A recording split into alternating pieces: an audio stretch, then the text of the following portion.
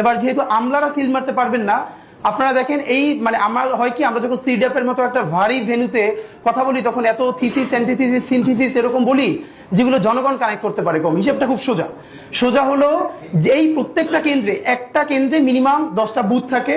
তো আমরা জানি একটা কেন্দ্রে একজন প্রিজাইডিং অফিসার থাকে, কয়েকজন অ্যাসিস্ট্যান্ট প্রিজাইডিং অফিসার থাকে, প্রত্যেক কেন্দ্রে আবার পুলিং অফিসার থাকে এবং এই সবাই থাকে ওই উপজেলা বা জেলার লোকজন, মেইনলি স্কুলের টিচার, কলেজের টিচার, মাদ্রাসার টিচার, সাথে কিছু ব্যাংকার, এরা এখানে করেন।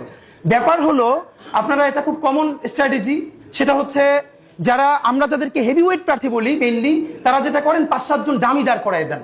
ডামি প্রার্থী দাঁড় করাই দিলে হয় কি তার নামে প্রত্যেক প্রার্থীর নামে আবার পুলিং এজেন্ট দেওয়া যায়, মানে তার নামে এজেন্ট দেওয়া যায়। তো ধরেন আমি নিজেও যেহেতু একজন প্রার্থী, তো আমি প্রার্থী হিসেবে আমার কেন্দ্রে প্রত্যেক জায়গায় আমি একজন করে এজেন্ট দিতে পারবো প্রত্যেকটা বুথে।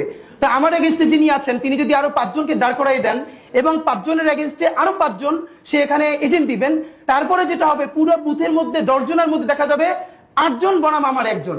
তো আমার একজন তো সে কুলে উঠতে পারবে না। এরপর ওইখানে সরকারি যে কর্মকর্তা থাকবে সে তো স্কুল টিচার ভাই, সে তো আসমান থেকে নাজিল হয় না, সে ওখানে আসছে একদিনে চাকরিটা করে হয়তো ওই দিন দায়িত্ব পালন করে 3-4 হাজার টাকা পাবে।